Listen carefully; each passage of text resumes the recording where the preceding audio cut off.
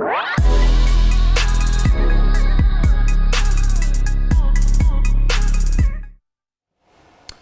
welcome. I'm Uday Pratap Singh. You're joining us on a brand new edition of NewsX India A-List in our endeavor to bring forth the stories of some of India's finest and brightest. Today, we've put together yet another unmissable lineup of India's who's who. Our first guest for the day is prolific actor Sushmita Sen. As she's gearing up for the release of her recent web series, Arya 2, which she has shot already. She's also launched recently Zoya's new jewelry collection. Take a look at this special conversation.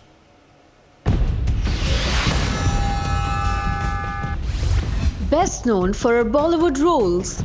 We've worked really hard, and I was just teasing Mr. Madhwani, the director. She's gearing up for the release of Arya 2.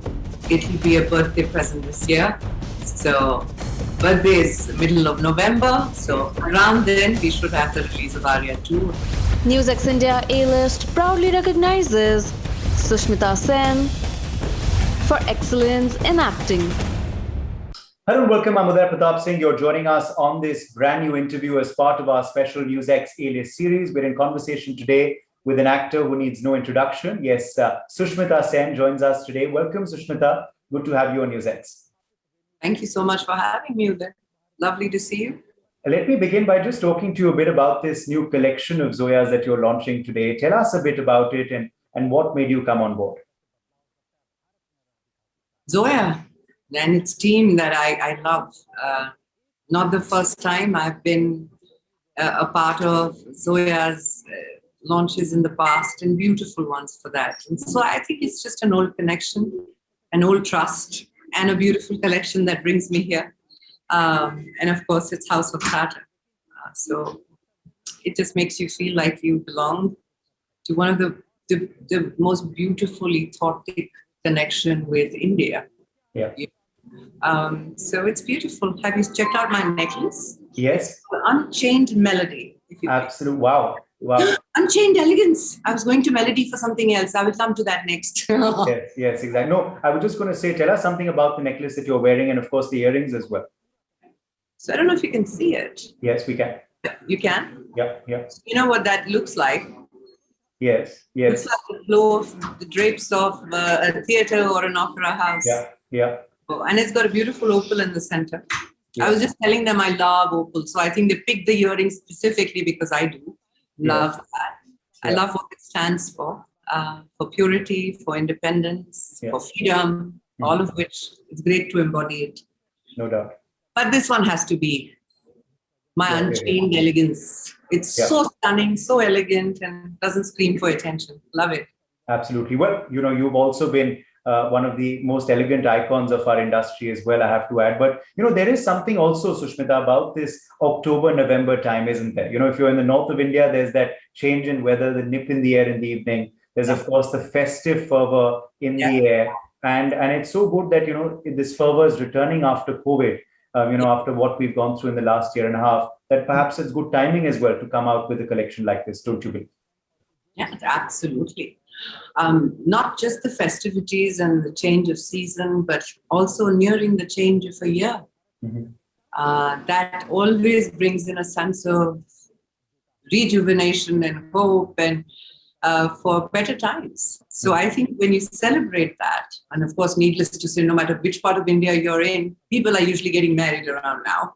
Yeah. So that also adds to, I think it is a very special time of the year also because I was born in it. Yeah. Wow. The month. Yes. I think it's lovely. Yeah. And how, according to you, does good jewelry add to a person's style? It's of course adding to your look today, as you just told us. But how does jewelry add to one's look when one is wanting to dress up and go out and look good? Well, jewelry is a very personal thing, much like style. Different people prefer different things. Yeah. My sense of elegance is timeless. It has to be pieces that you can wear not just once in your life and never be able to wear it again. So the way I see it is, if I did ever get married, I'd still wear jewelry that I can actually repeat rather than something really big and different and I never get to wear it again. So that's my take on jewelry. Of course, with different people, it's different. But yeah, it's got to be timeless. It's got to be something that is unforgettable for you. It marks a chapter in your life that you can celebrate often. Yes. What's the favorite piece of jewelry that you own? Is there one that's really special for you? Yes. The first big solitaire that I ever bought for myself. The whole world has been accredited for it, which is a mistake. But I bought that for myself and saved up a long time to get it. Yeah. But it had to be a 22 carats. Yeah. Yeah, that's always special, no doubt. Is there any jewelry though? A lot of jewelry, of course, in India is passed down. You know, there are those pieces kept, to be given to a daughter-in-law or a daughter. Is there anything that you got from your mother or grandmother that you remember and you can tell us about today? Yes. So I have my mom. Bengali brides, they wear a choker and then they wear layers of longer necklaces. Yeah. My mom, for some reason, took all those long necklaces, melted the gold and made some new stuff. Yeah. Like, why would you do that? Like, you've got a daughter and a daughter-in-law who are waiting in line to get that. Because we believe, we love, you can never get that gold and that making and the beauty of, something. No, she melted it. So I went myself to Dubai, opened up her locker and took the choker from her of her wedding day before she melted that. Yeah. And the earring, no, not the earrings, the choker and the bracelet that she wore as a bride. Yeah. I have those two, the bangles and the choker. Okay. And that's, of course, going to be something, special for you always. Forever. And it's going to be in my collection forever. Yeah. How fond is your daughter, though, of jewelry as well? Has she built up a liking already, Renee? Both have. Yeah, okay. Renee, of course, has a beautiful collection of her own. Yeah. She has a store named after her. Yeah. So she has a beautiful collection of her own. But my younger one, who's only 12, she's discovering solitaires, if you please. Dangerous sign. So she started to say, I don't want too many pieces. I just want one small diamond and I want to wear it here. And so she's got a taste of her own. Already, might I add. Yes. Okay. Yes, already. Yeah. Well, as you said earlier as well, Sushmita, jewelry, of course, one's taste, one's liking is very personal. So is style. What is your style mantra? As I was saying earlier as well, you were talking about this necklace that you're wearing, which is elegance. You've been looked at as one of the most elegant icons of our industry. What is style for you? If I were to ask you, what is your style mantra? Ever evolving, I promise you that. Because as I change, so does my choices in style, in the way I think, all of it, my decision making, all of it changes, right? So style is a very, very personal, in the moment thing for me. The Sushmita of 18, when I first went to America and was half a tomboy back in the day. And then I went through Miss Universe and I went through some fantastic global examples and teachers. Yeah. And then I graduated through life learning where I fit in terms of style. I had to figure it out. I made a lot of boo-boos to myself and said, that's not me. Why did I ever do that? Well, that's not me. So I think in the trial and errors, you come to realize what looks good for you at that given moment of time. Yeah. And then you evolve from that style, and then you come to being me today at 45, saying it has to be timeless. You get there. No doubt. Was there any icon of yours at that point when you were much younger, while starting out, or today? Has that also been someone who's changed, or is there someone who's been like one icon, style icon for you, who you've always looked up to? So I had different people. I always looked at very many different people, including starting from my Masi when I started in life. It always starts with your community. You start admiring, then a teacher, her elegance and style, to getting on an international stage, and then you're saying, I love the way Ted Turner dresses. And you're talking about a man now. Yeah. And you think, why am I liking this look? And then you're saying it's because there's an essence of a need for power. Yeah. As you evolve as a woman, that you start to recognize that. And you say, I love that. And I think the touch of black came from there. Been a huge fan of the madness of Madonna ever since I was a child. I love the fact that she was audacious and different. She was unique. I love the simplicity of Mother Teresa. And I found her very stylish. I've met her in person and extremely authentic. Of course, I'm a big fan of Grace Kelly. Always was. So to me, it's a mixed bag of people. A lot of people. Okay. But it has to have confidence no matter what your style. No doubt. Okay. Well, finally, as we sign off today, I have to ask you very quickly, of course, about Arya 2. I think that's the question you get asked about a lot these days. When is it coming? How is it shaping up? How was the shoot? How's it been going? What I know, it will be a birthday present this year.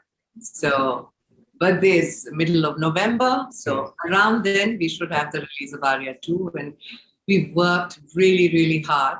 And I was just teasing Mr. Madhwani, the director, saying, so here we will be sitting there waiting for the release of season 2, while you guys will be sitting at the Emmys going, Apni bari aayi.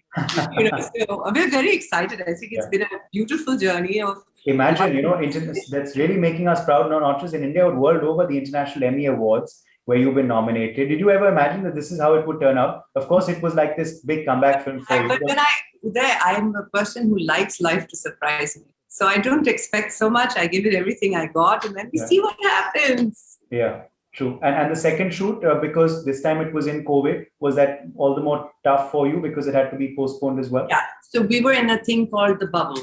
We shot in a bubble, and we shot in Jaipur in a bubble. Then we came back, shot in Mumbai in a bubble. Okay. By the end of it, we were a 580-member team, which was distributed into 200, 200, and 100 like that. Yeah.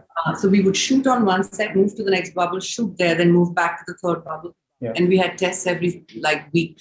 Yeah. So we became experts at getting our own samples and out and doing the PCR tests ourselves. So we really have done our bit, but no complaints. There were people sitting at home during this time and going through this excruciatingly painful time. True. We worked that time. Very grateful. One has to be grateful, no doubt. Well, thank you so much. Always a pleasure, Sushmita Sen, for joining us on NewsX today, and all the very best to you for your birthday month that's coming up, and of course to Zoya as well for this special collection. How very special. Then lovely, lovely speaking to you. All the best. Happy festivities. Thank you. Bye. Our next guest for the day is the PR head of Karan Mahal in Srinagar, Martan Singh. The prominent location of Karan Mahal renders a unique double view for its visitors and residents. The charming European-style villa, which has been recently restored by the royal family of Jammu and Kashmir, houses 7 luxurious guest rooms, including 3 lavish suites, all with private balconies and sprawling gardens. Take a look at this conversation. Providing a unique double view for visitors and residents. We opened up Karan Mahal for select and discerned tourists and travelers to Kashmir. He provides space to tourists to live like a true royal. Allow people to have the same experience from such a unique location in Kashmir. NewsX India A-List proudly recognizes Martan Singh for excellence in PR and business management. Hello and welcome. I'm Uday Pratap Singh. You're joining us on this special interview as part of our NewsX A-List series. We're in conversation today with Martan Singh. Martan is PR head for Karan Mahal Srinagar. Martan, welcome to the show. Thank you for joining us. Thank you for having me. It's a pleasure to be here with you, Uday. Let me just start out by just talking to you about Karan Mahal Srinagar. What led to the decision being taken by your family to open it up for tourists visiting Jammu and Kashmir? So, Uday, we opened up Karan Mahal for select and discerned tourists and travelers to Kashmir about a year ago. It's a very unique property. It's been the royal residence of my great-grandfather and my grandfather. And it's a heritage property. We have about 8 guest rooms.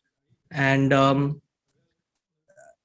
I think we to do justice to the place and allow people to have the same experience from such a unique location in Kashmir, that would probably be one of the main reasons for opening it up. Okay. What do you believe, sets it apart from other properties in the region? What do you believe is the USP of Karan Mahal? And also just tell us a bit about the history of this property, Matan, for our viewers. So let me start with the USP. That's a good question. When our guests enter Karan Mahal, the first thing they do is they run to the front lawns, which is overlooking the private orchard and the estate and the forest. And after that, the lake, the Dal Lake, and the Zabarwan snow-capped mountain range. So the first thing they do is they go there and they start taking pictures and videos and FaceTiming their family members to show where they are. So I think the main USP would be the unmatched location the property has in the valley. Yeah. Coming to the history, it was built for my grandfather, Maharaja Dr. Karan Singh Ji. He moved there when he was 4 years old. It was built by his father, Maharaja Hari Singh Ji. And then he grew up there as a child. His entire childhood was spent there. Subsequently, he was Crown Prince of J&K, erstwhile J&K Princely State. Thereafter, he became head of state and governor. Subsequently, he was cabinet minister in Mrs. Prime Minister Indira Gandhi's cabinet. And he's had an illustrious career, as many would know, in public life and in public service. So that was his residence, and he conducted all his activities from there. We've had many distinguished visitors, including heads of state of the Soviet Union, many illustrious personalities of our country as well have visited and stayed with him there. And also coming to the property itself, it has a lot of heritage elements as well. In a way, it is a testament to Kashmir's arts and crafts and all the famous things it is known for, from the carpets to the handcrafted wooden ceilings. It has a European element as well with the Art Deco furniture. Okay. And also all the rooms are very unique. Each room has its own special traits. There's some suites opening up to balconies and verandas, private gardens. So it is a very unique property within Kashmir itself. And as you know, Kashmir has a lot of fabulous properties. No doubt. And also just talking to, of course, arts and crafts is something that, of course, Dr. Karan Singh Ji has patronized through his, career as well. But just talking about the cuisine of the property as well, have you opened it up firstly for lunches and dinners as well for guests? Or is it just for your, people staying on the property? And what's the kind of cuisine also that you offer? So as I said in the start, the property is, it's a small property. It is 8 guest rooms, including 3 lavish suites. We make sure our guests have their privacy. Therefore, we are only open for resident guests. Okay. The residents staying itself in the property, and not really open to outsiders in a way other hotels would be. So ensuring that our guests have their privacy. Coming to the cuisine. So this is something that the family personally looks into, especially my mother, Yuvrani Chitrangda Raje. We have Dogra cuisine, which is our Jammu cuisine. Okay. We have Kashmiri cuisine, which is popularly known as Wazwan, as you have tried as well, I know. And we also have Nepalese cuisine, which is part of our family lineage as well. These are all sort of dishes which have been made by the family and taught to our cooks and our chefs in the kitchen. Okay. So yes, the food would be a big USP at Karan Mahal as well. Okay. Just talking now about your involvement with Karan Mahal Srinagar, when did you decide to get involved, and have you always had an interest in hospitality and in PR? So Uday, my parents have been in hospitality for quite some time now. The property Karan Mahal itself was opened a year ago. It's only been our first year that we have been open for resident guests. But the entire process of restoring the property, which was built in the 1920s, was about a 5 to 6 year process. It has a lot of heritage elements. So we had to ensure that these elements were, kept alive and restored. That took a lot of time. The entire family was involved, from my parents to my sister and me as well. But currently, I especially look into the entire social media aspect, along with my sister as well. We focus on sort of projecting the property on Instagram, especially because, I mean, this entire year, especially with the entire onset of COVID, we've sort of majorly focused on social media. So we have a website, we are on Facebook as well, but our sort of entire marketing is focused on social media and word of mouth as well. Okay. Just of course, talking now very quickly about the COVID year. Now, we've heard of properties shutting down, but you of course set up shop, in this COVID pandemic year. So how's it been like for you? Was that a bit more challenging? Have you been merely focusing on domestic market right now? Of course, domestic travelers. And are you also hopeful once the restrictions are eased that a lot of foreign tourists return to India and hopefully to Srinagar as well? So, like all the other industries in the country and in the world, as you know, tourism has been very adversely affected by COVID.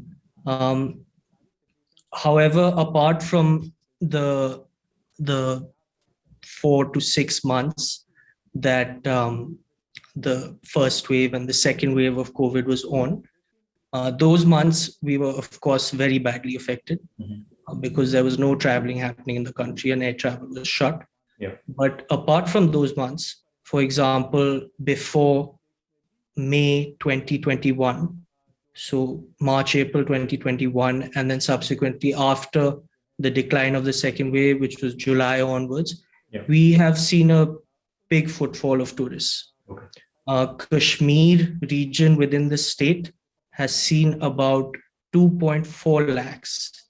I believe upwards of 2.4 lakh tourists coming into Kashmir region up to September 2021. So I think in a way, domestic travel in the months that COVID was on a downfall has seen a bit of a boost. Yes, it was a big challenge to be opening up in these years. In a way, we took it on as a trial year, being our first year. And it's like I said, it's a family-run property. It is still the royal residence of the family. So it in a way, it's running our home. So even for resident guests, they're essentially coming into our private home and having the same experience we have been having. No doubt. And of course, homes never shut down despite any pandemic. Okay, we're almost out of time now. But just very quickly before we close, since of course you've grown up in this region, just tell us about, the vast attractions in J&K that hopefully people will discover after watching this interview and visiting, the Union Territory very soon. So, as you know, Jammu and Kashmir is a huge state there. It's contains multiple regions within the state as well. But focusing on Kashmir region for now, firstly, I'd like to say once you're in Karan Mahal, you will have a very tough time getting out of the property because there is more than enough to do within Karan Mahal. We have our orchards, we have our forest. It's all part of the estate. You're in the lap of nature and beauty within Srinagar city itself. The views are breathtaking. You're surrounded by mountains and the lake. But you also have, within the city, you have many tourist attractions, which in fact the state government is putting in big efforts to get that out in the country. Kashmir itself, I think within the tourism industry, does not require too much selling, so to say. Everyone knows where Kashmir is and what place is about. But the attractions, which are, say, the Mughal gardens, the tulip gardens, the Dal Lake, Nagin Lake, Srinagar city itself, the Jhelum River, they are all within, I'd say, 20 minutes to half an hour of Karan Mahal. So these attractions are very close by. The popular tourist destinations of Gulmarg and Pahalgam and Sonmarg are about 2 hours away from Karan Mahal itself. And also what I have noticed in the past year or two is a lot of tourists and visitors who are interested in trekking. So trekking has sort of revived itself in a way, especially in the areas of Pahalgam and Sonmarg. Okay, well, so there's a lot to see, of course, in the region. But as you said, the first big challenge is to actually get out of the property, because there's so much to do on the property itself and the beautiful views. Well, looking, of course, forward to your property doing much better, as you said, of course, after this trial year is over and when foreign travel resumes. But for the time being, thank you so much, Martin, for joining us, and wishing you and the entire Karan Mahal team all the very best. Thank you so much, Uday, and hope to see you at Karan Mahal very soon. Our final guest for the day is co-founder of Just Chiffons, Rohini Singh Gupta. Their exclusive label has gathered and garnered a loyal, steadily growing following in India and overseas. Her brand shares with SAREE enthusiasts the silent sophistication of authentic fine chiffon, inspired by the personal styling preferences of Maharanis, Yuvranis and Rajkumaris of Royal India. Take a look at this conversation. Sharing authenticity with SAREE enthusiasts. Started by my mother, because she wanted to look for really nice chiffons for herself in Indore. She's inspired by the styling of Royal India. I feel our USP is its timelessness. You know, these chiffons are so classic, they're versatile yet classic. NewsX India A-list proudly recognizes Rohini Singh Gupta for excellence in fashion. Hello, welcome. I'm Uday Pratap Singh. You're joining us on this brand new interview as part of our NewsX A-list series. We're in conversation today with Rohini Singh Gupta. Rohini is co-founder of Just Chiffons. Rohini, welcome to the show. Thank you for being with us. Thank you so much, Uday. Thank you for inviting me and looking forward for a chat. Yes, let's begin by just talking a bit about your brand, about how it started. Can you tell us about the story of how Just Chiffons came about? So Just Chiffons was started by my mother. So she wanted to look for really nice chiffons for herself in Indore, and which she couldn't find any in the market. So she thought might as well design herself, and she started making few. The relatives started coming in and said, "Oh, this is so nice, give it to us." And that's how we traditionally started. And slowly and steadily, it's become a name in Indore and in India as well now. Okay. How did you come on board though? So as you're saying, your mother started it. How did you come on board the venture? So I would accompany her with her errands to the marketplace, or with sit with her with the workers and just listen and just observe. That time I was still studying. I did my BSc in biotechnology, so it was very different to this. But I always had that interest in being with my mother all the time when I was back home in Indore. And I had that interest. So slowly, when I moved back to Indore after my studies, I started taking even deeper interest, and it just came naturally. I think we're just sitting with her and talking about sarees and the colors and the designing. So it came really naturally to me. Okay. If I were to ask you, what's the USP of your brand? What sets it apart from other players in the market? What would you say? So basically, I feel our USP is its timelessness. These chiffons are so classic. They're versatile yet classic, and they can be worn over the period of time. It can be passed on to generations. They can be a classic heirloom. Mm-hmm. So like what my mother wore, I wear it sometimes, and I can really pass it on to my daughter. They're very elegant like that. Okay. And how's the response been, over the years to the clothes that you've been designing, to, of course, the exhibitions that you participate in across the country? How's been the response over the years? So over the years, initially they were like, "Oh, this is like back in fashion, is it?" They're not seeing them because we've actually revived these chiffons once again.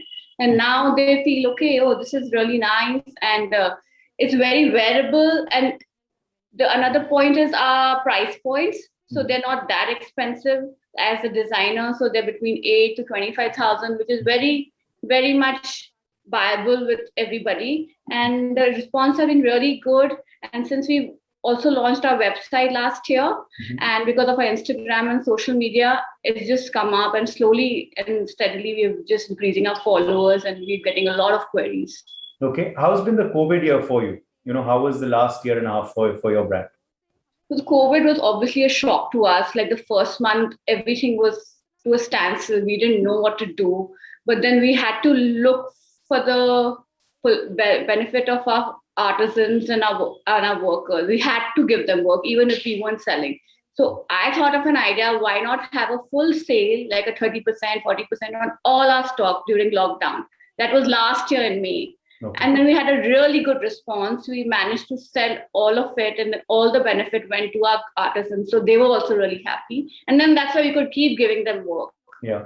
And then the wedding started happening, even if it was for just 25 to 30 members, close-knit members of the family, still there were weddings happening. So it continued. Then the work started pouring in again. Okay. And as you're saying, you've also learned to concentrate a lot on social media and marketing. Is that because of COVID? Because everything shifted online? Definitely. I was really bad on my Instagram, frankly speaking. Then I hired someone professional. And with the lockdowns, I think everybody was on their Instagrams and Facebook. So that really helped. And that's how social media really helped us in the lockdown. Okay. This year, of course, the festive season is seeing a lot more action, and of course a lot more festivities than last year. Also, we're seeing a wedding season once again, begin to pick up again across the country. Anything special that you all have done for this festive season this year, particularly 2021? So this season we've kept it really bright, so the last 1.5 years it was quite dull. So we have really bright colors this time, and everyone wants that. They just want to dress up and be festive and have a party after 1.5 years. So we have kept really bright hues and very nice embroidery, delicate embroidery on them, and light ones which they can wear to like a normal function to a wedding function. So a mix of both. Okay, which are your most strongest markets? Do you believe Madhya Pradesh, where you live, or is it all over? Rajasthan, the north? Do you have inquiries from the south? Which is your strongest market so far? My strongest market, I would say, it has to be Delhi. Okay. And Rajasthan and Madhya Pradesh. I do get inquiries from Maharashtra now, quite a few, and Gujarat as well. Okay. Yeah. And if we ask you, which is your favorite piece from the collection? What color, or is there any one particular piece that has been your favorite over the years? So I really like my cutwork chiffons, the one I'm wearing too. So this is a very delicate handwork technique, which not many of them were doing. So we really revised this technique, and they seem very delicate. And yeah. Okay. Finally, Rohini, any future plans that you'd like to share with us regarding how you're going to take the story forward of Just Chiffons? So what I've been thinking, and I was getting a lot of inquiries about why don't I start other Indian wear, because they love the work, and not many people wear sarees, in the north and everywhere. They love. So I started doing really heavy dupattas, and probably I'll get into salwar suits and maybe other Indian outfits as well. Okay. Well, wish you all the best for that. But for the time being, thank you so much for joining us, Rohini, on NewsX, and wishing you and Just Chiffons all the very best. Thank you so much. Take care. Bye-bye.